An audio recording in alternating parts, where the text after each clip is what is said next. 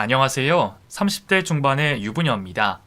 다들 결혼 후 남편에게 밝혀지는 비밀이 하나씩은 있으시죠?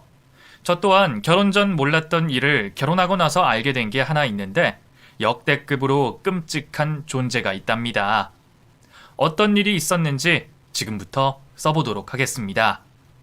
저는 사업가 부모님 밑에서 꽤 부유하게 자랐어요. 학교 말고도 학원과 과외를 지원받아 열심히 공부한 덕에 명문대에 들어가게 됐죠. 학교를 졸업하고 대기업에 들어갈 기회가 생겼는데 아빠가 자신의 밑에서 사업을 운영해보는 게 어떻겠냐고 설득하셔서 큰 회사를 포기하고 부모님 밑에서 일을 배웠죠. 부모님은 식품 사업을 하고 계셨는데 생산부터 포장, 유통까지 다 하게 돼서 배울 게 한두 가지가 아니었답니다. 저는 아빠의 조언대로 생산 현장과 거래처들을 모두 돌며 회사가 돌아가는 과정을 모두 숙지하곤 바쁘게 지냈죠. 그래서 일과 관련된 사람들과 친해지고 있었는데 거래처 중 하나인 대형 식당의 사장님과 인연이 됐습니다. 제 또래 나이의 젊은 남자였는데 굉장히 부지런하고 성실한 사람이었어요. 게다가 외모와 인성까지 좋아서 식당의 손님들은 시도 때도 없이 가득 차 있었습니다. 식품 거래를 하며 여러 번 찾아갔는데 어느 순간부터 습관적으로 그 사장님의 식당에 들렀답니다. 그래서 많은 대화를 나누기도 하고 서로를 응원하는 말을 주고받았는데 술을 한번 같이 마셨더니 저희 둘 다 똑같이 서로를 좋아하고 있다는 걸 알게 돼 사귀게 됐죠. 그렇게 열렬히 사랑하며 2년 정도 시간을 함께 보내자 저와 남자친구는 30대 초반이 되어 남들처럼 가족이 돼 함께 살아보기로 결정했답니다. 물론 남자친구가 먼저 청혼을 했고 제가 받아들였죠. 저희 부모님은 남자친구를 진작부터 성실한 청년으로 알고 있어 결혼 상대로 아주 훌륭하다고 허락해 주셨고 남편의 유일한 가족인 시어머니도 저를 굉장히 예뻐해 주셔서 아무런 장애물이 없었답니다. 그래서 남부럽지 않은 행복한 신혼을 보내게 됐어요.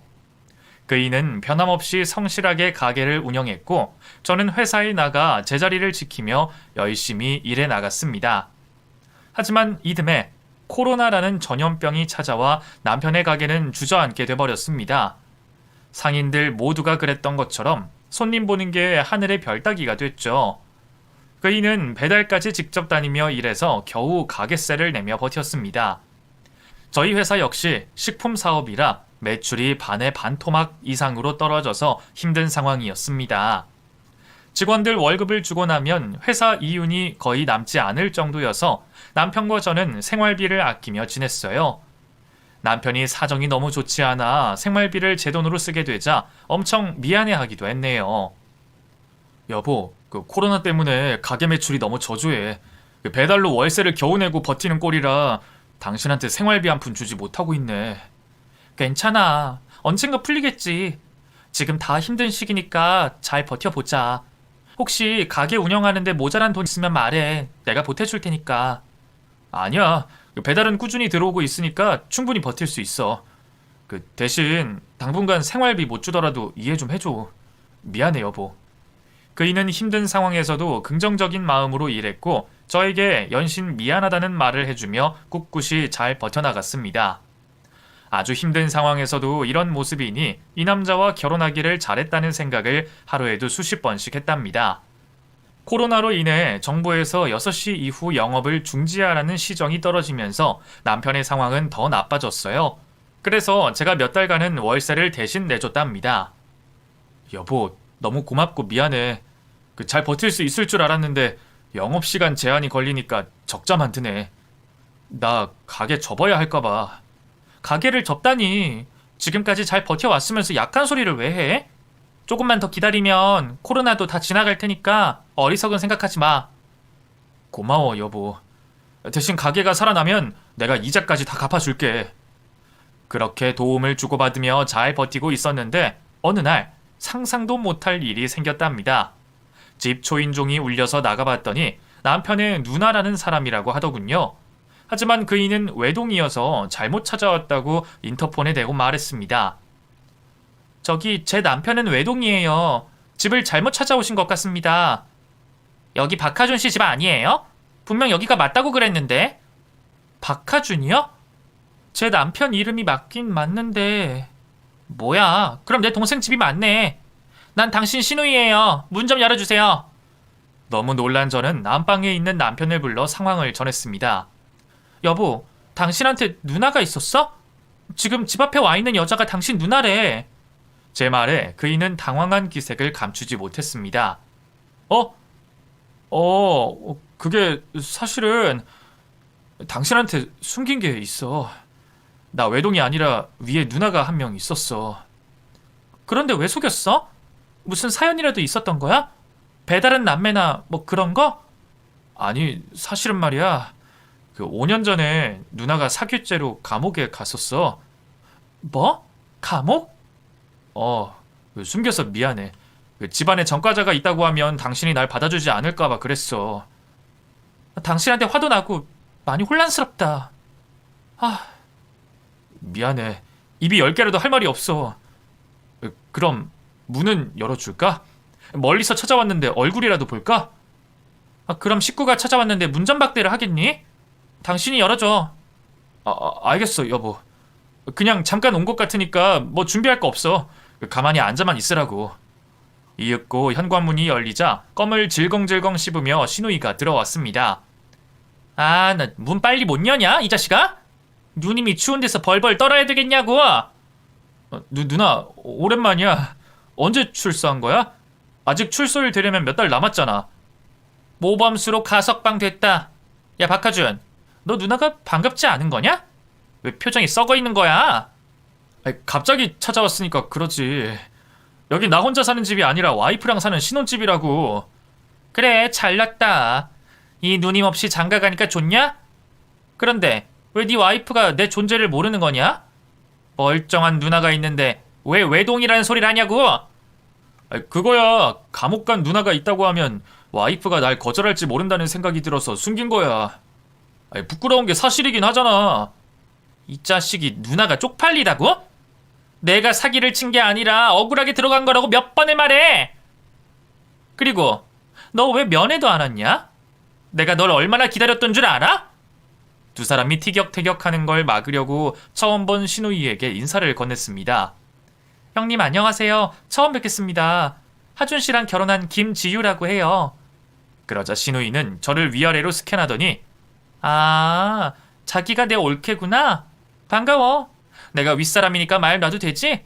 라고 말하며 거실로 짐가방을 들고 들어왔습니다. 네 형님, 편하게 말씀하세요. 커피라도 한 잔 드릴까요? 응, 가져와봐. 싸제 커피 먹어본 지 5년이 넘었는데 오랜만에 맛 좀 보자. 믹스 말고 아메리카노로 부탁해.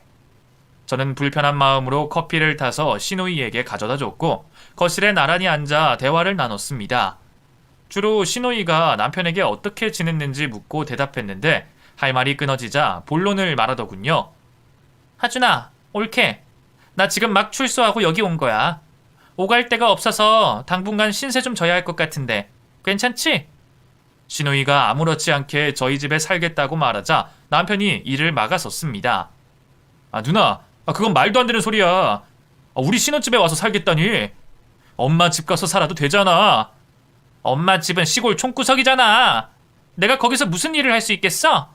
여기 도시에서는 나 하나 취직할 곳 있을 것 같으니까 당분간만 살게. 올케 괜찮지? 시누이가 눈을 부릅뜨고 괜찮냐고 묻는데 안 된다는 대답을 못하겠더라고요. 아무리 전과자여도 오갈 곳이 없다는데 내치는 건 예의가 아닌 것 같아 어쩔 수 없이 시누이를 받아들이게 됐답니다. 네 형님, 당분간만 지내신다는데 안 될 이유가 없죠. 취업하시면 바로 나가주시는 거죠? 그렇다니까. 내가 이래봬도 깜빵에서 딴 자격증만 무려 6개야. 어디든 갈 수 있을 테니까 조금만 참아줘. 남편은 미안해 죽을 것 같은 표정을 지으며 저에게 사과를 했고 저는 괜찮다고 그 일을 달래줬습니다. 그렇게 시누이와 동거가 시작됐는데 주로 밖에서 시간을 보내서 부딪힐 일은 크게 없었어요. 밥도 밖에서 먹고 들어와 집에서는 잠만 잤답니다. 그래서 이 정도면 충분히 참아줄 수 있을 것 같았는데 다른 문제가 생기더군요. 출근하려고 옷장에 있던 가방을 꺼내려는데 아무리 찾아도 없어서 온 집안을 다 뒤져봤는데 어디에도 없더라고요. 그래서 회사에 두고 왔나 싶어 똑같이 찾아봤는데도 역시나 보이지 않았답니다. 살면서 제 물건을 한 번도 잃어버린 적이 없었기 때문에 마음이 조금 찝찝했어요. 시누이를 의심하긴 했지만 잃어버린 제 탓을 하고 머릿속에서 지워버렸는데 얼마 가지 않아 새로 산 구두가 사라졌습니다. 이어서 비싼 명품들과 귀금속이 줄줄이 사라져서 시누이가 확실히 훔쳐간 걸 알 수 있었어요. 그래서 남편에게 이 사실을 말하고 시누이가 집에 들어왔을 때 조심스럽게 말을 건넸습니다. 형님, 그 명품 가방, 구두, 귀걸이, 목걸이 같은 물건들이 계속 사라지고 있어요. 형님이 들어오고 나서부터요. 뭐야? 그래서? 지금 내가 올케 물건을 훔쳐간 도둑년이라는 거야? 시누이는 크게 흥분하며 자신이 범인이 아니라고 부정했습니다. 그러자 남편이 길게 한숨을 내쉬곤 말했어요. 누나가 아니면 누가 가져갔겠어? 솔직히 말하고 빨리 물건 돌려줘. 글쎄 나 아니라고. 이것들이 쌍으로 날 도둑년으로 모네. 생사람 잡지 마. 발뺌하지 마. 누나 말고 이 집에서 도둑질할 사람이 누가 있다고 그래. 누나 도벽 있는 건 예전부터 알고 있었는데 내 와이프 물건까지 손댈 줄은 꿈에도 몰랐다.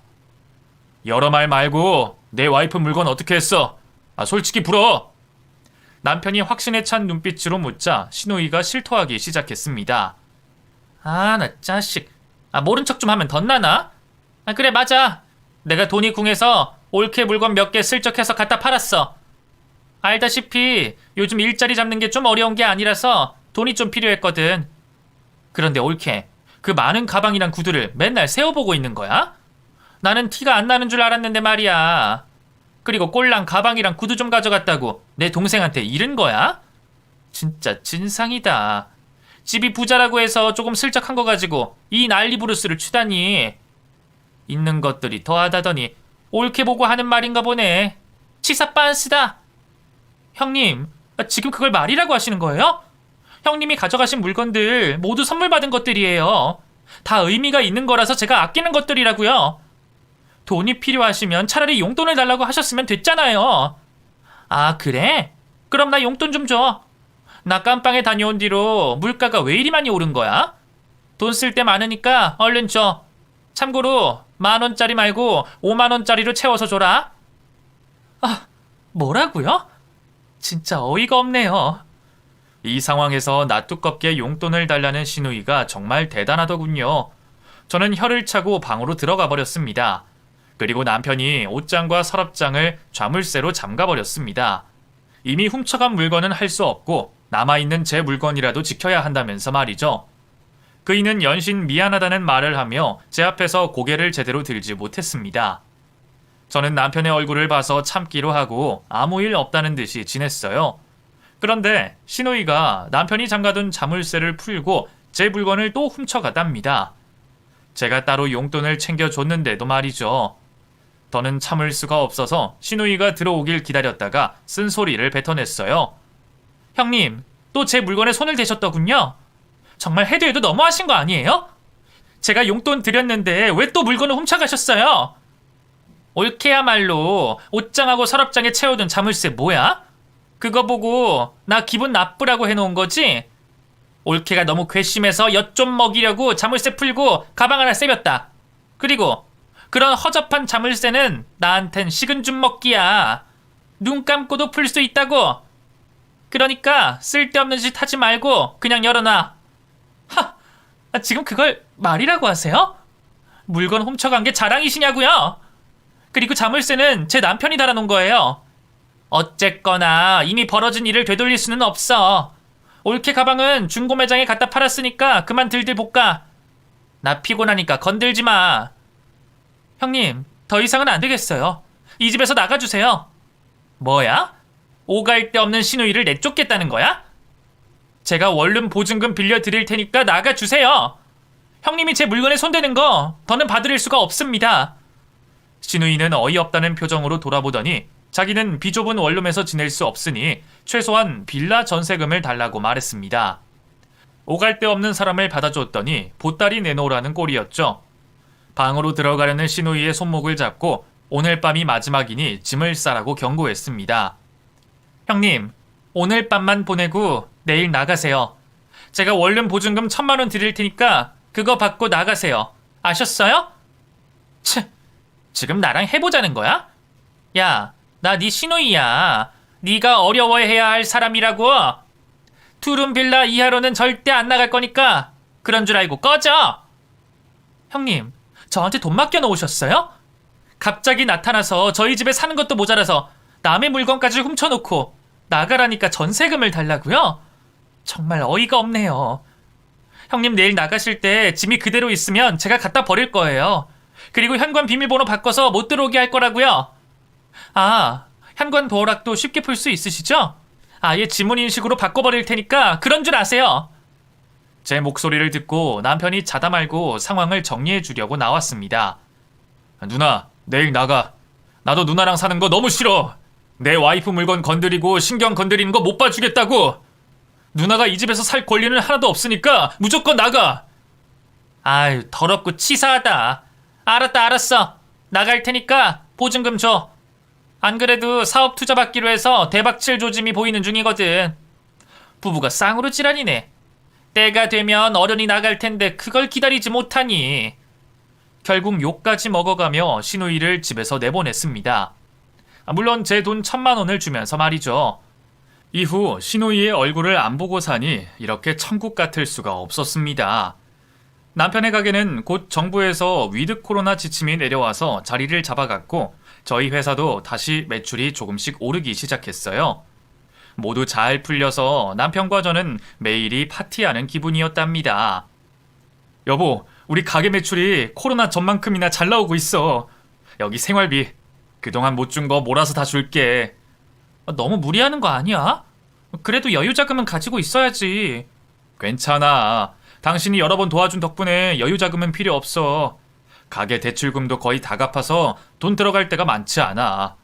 게다가 요즘 손님들이 발을 디딜 틈 없이 오고 있으니까 부자들 일만 남았다고. 잘됐다. 우리 회사도 계속 어려웠다가 이번 달에 숨통이 트였는데 이제 성공할 일만 남았으니까 열심히 살자. 그렇게 신혼을 다시 만끽하며 잘 지내고 있었는데 어느 날 시누이가 또 찾아왔답니다. 저는 시누이의 얼굴을 보자마자 불쾌한 감정이 들었어요. 형님, 여긴 어쩐 일로 오셨어요? 올케, 미안한데 나 여기서 몇 주만 지내자. 올케가 준 돈을 다 날려버렸어. 네? 보증금으로 드린 돈을 날리다뇨? 아, 오랜만에 하우스 좀 가서 화투패 좀 잡았지. 1,000만 원을 1억으로 불리려고 말이야. 그런데 아쉽게도 운이 없어서 다 잃었어. 형님, 저한테 왜 그러시는 거예요? 보증금을 도박으로 날렸다니. 그럼 전에 제 물건 팔아서 도박장에 들락거린 거였어요? 지금 그게 중요해? 내가 오갈 데가 없다는 게 중요한 거지. 오늘부터 당분간 여기서 지내게 해주든가 보증금을 다시 주든가 해. 선택은 올케 몫이야. 제 선택은 둘 다 아니에요. 그냥 돌아서 갈 길 가세요. 저는 강제로 현관문을 닫으려는데 시누이가 문 사이로 손을 넣어서 찍고 말았습니다. 시누이의 수작인 건 알지만 손을 다치게 돼 어쩔 수 없이 집으로 들이고 급하게 약을 발라주고 붕대로 감아줬답니다. 그러자 시누이는 작은 방으로 쏜살같이 들어가 문을 닫고 잠가버렸어요. 눈뜨고 코베인 꼴이 된 거죠. 남편이 일을 마치고 집에 와서 시누이 신발을 보고 문을 두드리며 나오라고 고래고래 소리를 질러봤지만 시누이 방문은 열리지 않았답니다. 2주 동안 빈둥대며 저희 집에서 지내고 있던 시누이는 이번에도 제 물건에 손을 대더군요. 전 인생을 살며 그렇게 크게 화를 낸 적이 없었는데 그날만큼은 악마가 따로 없을 만큼 크게 분노했습니다. 당장 우리 집에서 꺼지세요! 얹혀 사는 주제에 도둑질까지 하는 게 어떻게 가족이라고 할 수 있어요? 나가지 않으면 경찰 부르겠어요. 올케. 왜 이렇게 흥분을 하고 그래? 꼴랑 명품 코트 하나 팔았다고 이러는 거야? 그거 나중에 내가 다 갚아줄 테니까 그만해. 그만 못해요. 셋셀 동안 내 눈앞에서 사라지지 않으면 112 버튼 누를 겁니다. 하나, 둘, 알았어. 나가면 될 거 아니야. 올케, 이제 보니까 성깔이 아주 더럽네. 윗사람 대하는 태도가 아주 재수없다고. 너 내가 사업만 성공해봐. 그땐 네 코를 납작하게 만들어주고 말 테니까. 형님이 사업에 성공하든 말든 나랑 상관없어요. 내 눈앞에서만 사라지세요, 제발! 목청껏 소리를 질렀더니 시누이가 꼬리를 내리고 짐가방을 들고 저희 집에서 나갔습니다. 그래도 화가 풀리지 않아 집안에 있는 물건을 이리저리 내던지며 쌓였던 감정을 풀었어요. 시누이만 없으면 저희 부부에게는 아무런 문제가 없어서 다시 잘 지낼 수 있었습니다. 그이는 다시 시누이가 찾아오면 그땐 이사를 가자며 똥이 무서워서 피하냐고 말하더군요. 저 또한 또다시 시누이와 부딪혔다가 암에 걸릴 것 같아 그러자고 대답했네요. 저희는 각자의 자리에서 최선을 다하고 집에서는 알콩달콩 예쁘게 사랑했답니다. 그런데 2달 뒤 시누이가 또 찾아왔어요. 이렇게 끈질기고 염치 없는 인간은 처음이었죠. 형님, 말하지 않아도 아시죠? 저희 집에서 지내실 생각이면 집어치우세요. 알아, 나도. 오늘은 올케한테 진 빚을 갚으러 온 거야. 밥도 함께 하고 말이야. 네? 빚을 갚겠다고요? 아, 그래. 올케가 준 보증금 갚으러 왔어. 나도 양심이 있는 사람이란 건 알겠지? 시누이가 가방에서 두툼한 봉투를 꺼내 건네주더군요. 저는 봉투 안에 돈 1,000만 원을 보고 놀랐습니다. 예상 못했는데 이 돈을 갚겠다고 오신 거예요? 아, 그렇다니까. 내가 시작한 사업이 잘 되고 있거든. 수익이 발생하자마자 갚으러 온 거야. 형님, 무슨 사업을 하길래 벌써 이만한 수입을 내셨어요? 그건 비밀이야. 이 아이템은 가족들한테도 알려주면 안 되는 특급 아이템이거든. 앞으로는 올케한테 자주 용돈을 주러 올 테니까 문전박대는 그만해. 이만하면 나한테 쌓였던 감정이 좀 풀리지? 네, 일이 잘 됐다고 하니까 축하해야겠네요. 맛있는 거 시켜드릴까요? 밥도 내가 살 거야. 자, 이 형님을 따르라. 저는 생각도 못한 돈을 돌려받아서 기분이 조금 나아졌어요. 물론 시누이가 훔쳐가 판 제 명품과 기금속 값이 더 많지만 이것만이라도 돌려받으니 감개무량하더라고요. 그리고 저희 부부에게 비싼 참치회를 사주고 바쁜 일이 있다며 바로 돌아갔답니다. 저는 시누이의 일이 잘 풀려 다행이라고 생각했는데 남편은 어디 가서 사고치고 다니는 게 아니냐며 걱정의 말을 하더군요. 이렇게 빨리 큰 돈을 마련한 걸 보면 분명 수상쩍은 일을 하고 다니는 것 같다면서 말이죠. 그이의 말을 들어보니 또 틀린 말은 아닌 것 같아 시누이가 또 다른 폭탄을 들고 오지 않기만을 기도했어요. 그런데 아니나 다를까 3달 만에 다시 돌아온 시누이는 보통 폭탄이 아닌 핵폭탄을 들고 찾아왔습니다.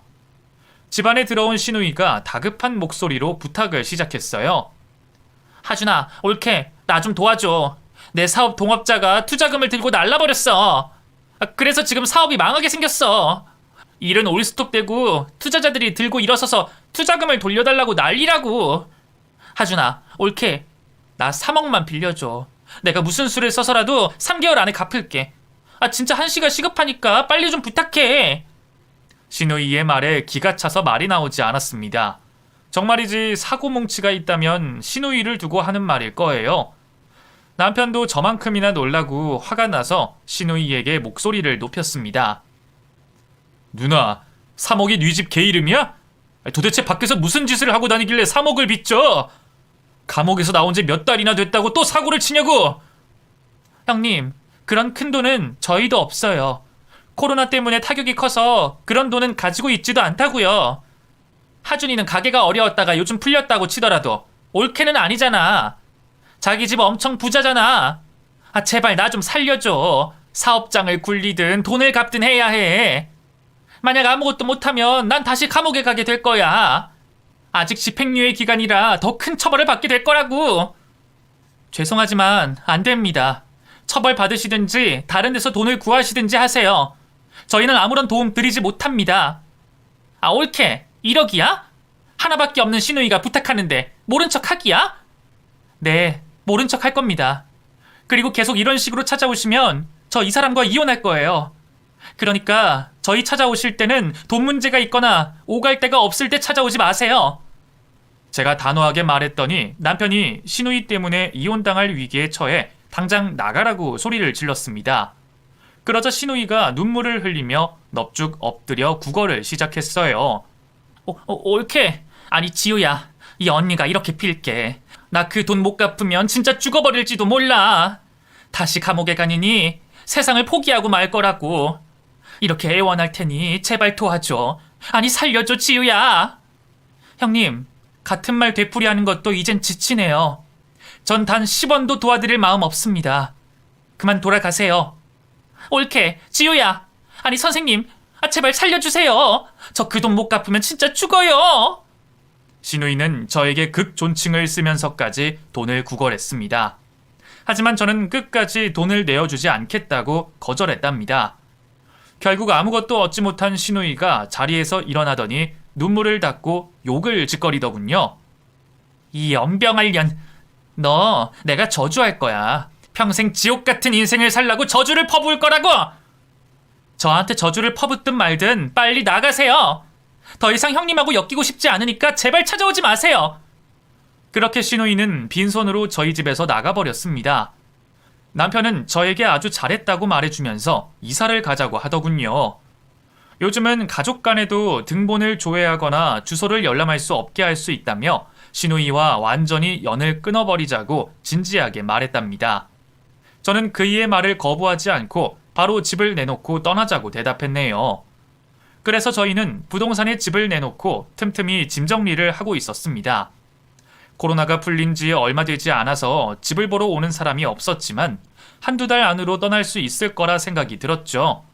그런데 며칠 뒤 남편에게서 끔찍한 소리를 전해 듣게 됐습니다. 여보, 어떡하지? 누나가 죽었대. 뭐? 형님이 돌아가셨다고? 어쩌다가? 엄마 말로는 극단적인 선택을 했다나 봐. 그 빚쟁이들한테 시달리다가 저수지에 들어갔나 봐. 어떡해 여보, 우리 이제 어떡해? 제가 놀라서 울고불고 난리를 치자 남편이 끌어안아주며 당신 탓이 아니야. 내 탓도 아니고. 그러니까 그만 울어. 그리고 누나 장례식에는 나 혼자 갈게. 당신은 가지 않는 게 좋겠어. 엄마가 당신 원망을 하고 있는 것 같아. 라고 말했습니다. 하지만 저는 사람됨 도리를 해야 하겠으니 따라가겠다고 나섰습니다. 남편의 차를 타고 4시간을 달려 시골에 도착해서 간 곳은 장례식장이 아니라 시댁이었어요. 신우이가 유서를 썼는데 태어난 집에서 장례를 치러달라고 했기 때문이라고 하더군요. 그래서 허름한 시댁에 들어갔더니 집안에는 아무도 없었고 신우이의 영정사진과 그 밑으로 제사상이 차려져 있었습니다. 저와 남편은 술잔을 올린 뒤 절을 올리곤 신우이의 명복을 빌어줬어요. 영정사진 속 신우이의 얼굴을 보니 눈물이 터져 나왔습니다. 형님, 제가 도와드렸다면 이런 일이 없었을 텐데 죄송해요. 아니야, 당신 탓이 아니라고 몇 번을 말해. 누나는 언제가 됐든 사고를 치고 말았을 거라고. 아니, 내가 도와줬어야 해. 이렇게 될 줄 알았더라면 그때 그냥 형님을 돌려보내지 않았을 거야. 저는 자책하며 끝없이 많은 눈물을 흘렸답니다. 이윽고 조문객 몇 명이 찾아왔는데 다들 신우이에게 돈을 준 투자자였어요. 다른 친구나 지인들은 아무도 오지 않더라고요. 한참을 빈소 앞에 앉아 슬퍼하고 있었는데 잠시 후 시어머니가 집에 들어오셔서 저를 보시더니 흥분을 감추지 못하셨습니다. 네가 여기가 어디라고 와? 너 때문에 내 딸이 죽었는데 무슨 염치로 찾아왔냐고? 어머님, 죄송해요. 제가 형님을 도와드렸어야 했는데. 네가 돈을 빌려줬더라면 내 딸이 죽지도 않았고 여기 계신 투자자들이 손해보는 일도 없었을 거야. 이 모든 게 너 때문에 일어난 일이니 가만두지 않겠어. 시어머니는 제사상에 올려진 과일을 저에게 하나씩 집어 던지시더니 손에 잡힌 밥주걱으로 사정없이 때리셨답니다. 남편이 몸을 던져 막아줘서 크게 다치지는 않았어요. 시어머니는 제가 꼴도 보기 싫으니 당장 꺼지라고 으르렁대시고 마루에 나가 술잔을 연거푸 비우셨습니다. 저는 남편과 함께 빈소를 지키고 끝까지 도리를 다하기로 했어요. 그런데 날이 새도록 마을 사람 하나 조문하러 오지 않더군요. 저희 가족 말고는 빚쟁이들 뿐이었죠. 빚쟁이들은 수많은 돈을 잃어서 허탈하게 앉아 술잔을 비우고 한탄만 하고 있었답니다. 새벽 4시가 됐을 때는 모두가 마루에서 잠들고 저만 눈을 뜨고 있었어요. 저는 잠이 오지 않아 마당에 나가 닭모이도 주고 개밥도 챙겨줬어요. 그리고 바람을 쐬고 있었는데 그림자가 휙 하고 지나갔답니다. 제가 혼이 빠지도록 울어서 기가 약해져서 그런지 헛것을 본 것 같았죠. 마당 한쪽에 있는 수도를 틀어 세수하고 정신을 차렸는데 또 뒤에서 뭔가가 지나가는 것이 느껴졌습니다. 거기 누구야? 뒤를 돌아봤지만 아무도 없었어요. 그런데 잠시 후 시댁마루에 그림자가 지나갔답니다. 저는 귀신에게 홀렸는지 아니면 시댁에 도둑이 들었는지 확인하려고 집 안으로 들어가 빈소 안을 들여다봤어요. 그제야 제가 헛것을 본 걸 알게 되어 정신을 차리려고 양뺨을 두들겼습니다. 그런데 그 순간 신우이 영정사진 뒤에 있던 병풍이 미세하게 흔들리는 겁니다. 바람 때문일 거라 생각했지만 그 움직임이 꽤 커서 제 두 눈으로 확인해야겠다고 판단했어요. 가까이 보이는 물건 중 무기가 될 만한 걸 찾다가 쇠곡자가 보여 손에 쥐고 한 걸음 한 걸음 조용히 병풍을 향해 걸었습니다. 이윽고 병풍을 슬쩍 걷어내자 누군가 숨어 있더군요. 저는 도둑이야! 소리치면서 도둑놈 머리를 사정없이 내려쳤습니다. 그런데 저에게 얻어맞던 도둑이 고개를 들어 올리자 소스라치게 놀라고 말았답니다. 죽었다고 했던 시누이가 멀쩡히 살아있었기 때문이죠. 이게 꿈인지 생시인지 확인하려고 볼을 몇 번 꼬집었는데 분명 생시였어요. 시누이는 검지손가락을 들며 쉿! 옳게 조용히 해. 다른 사람들 깨겠어. 라고 말하는 겁니다. 형님, 살아계셨어요? 이게 어떻게 된 일이에요? 좀 닥치라고. 쉿! 제 목소리에 잠에서 깬 빚쟁이들이 빈소로 들어와 병풍을 걷어내더군요. 이윽고 밝은 빛에 시누이의 얼굴이 모든 사람에게 드러났습니다. 빚쟁이 중 하나가 시누이에게 소리치더군요. 인연이 죽은 척 연기했던 거군. 우리 돈 떼먹고 쇼를 한 거였어. 그러자 시누이가 무릎을 꿇고 손을 싹싹 빌기 시작했습니다. 사장님들, 죄송하게 됐습니다. 이 똥통에 집어던져도 원천을 여나. 우리 돈 꿀꺽하고 장례 치르는 쇼를 해?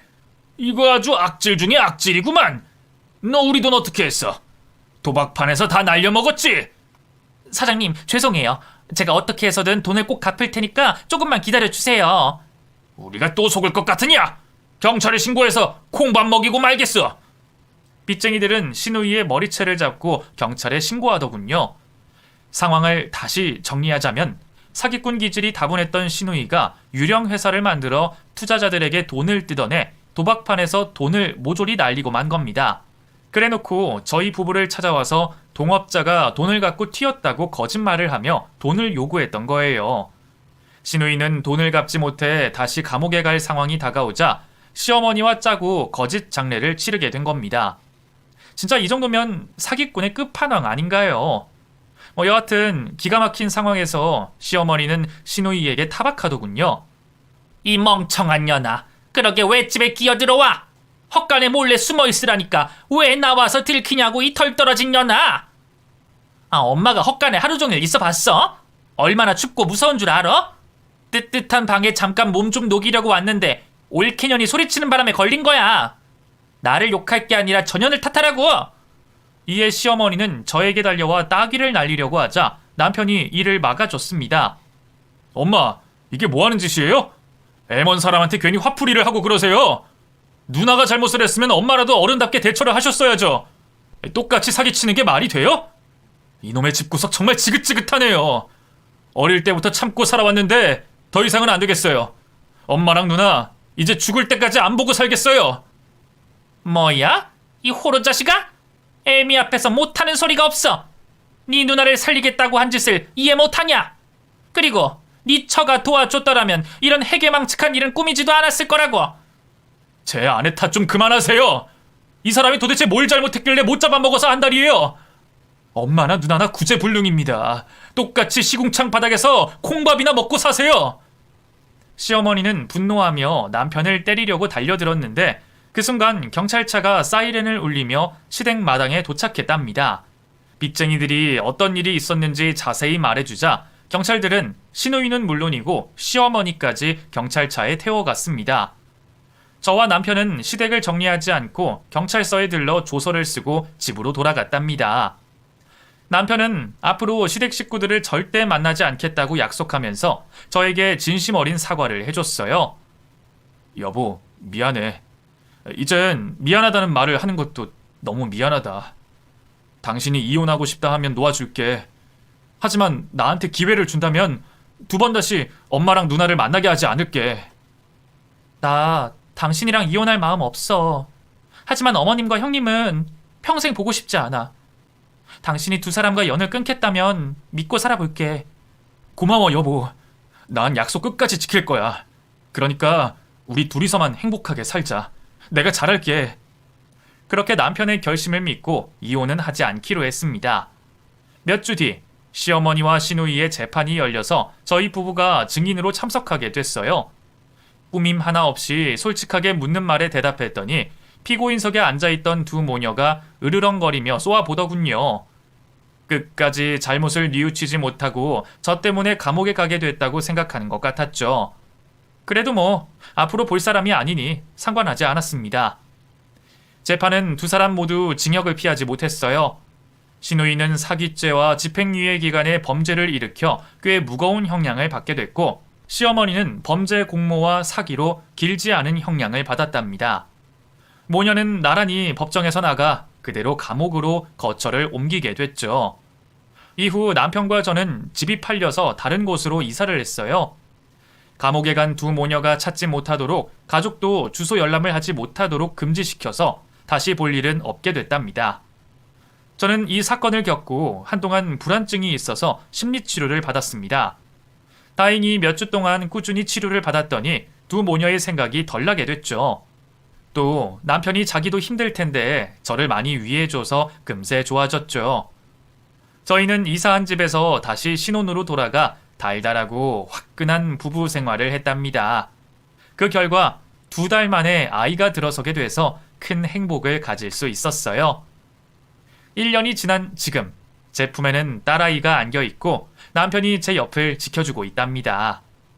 감옥에 간 시어머니와 시누이의 기억은 다 잊혀지지 않았는데 생각하지 않으려고 노력하면서 지내고 있어요. 지금까지 끔찍했던 저의 사연을 아주 솔직하게 적어봤는데 어떠셨을지 모르겠네요. 재밌게 들어주셨으리라 믿고 이만 사연을 마치겠습니다. 들어주셔서 감사합니다.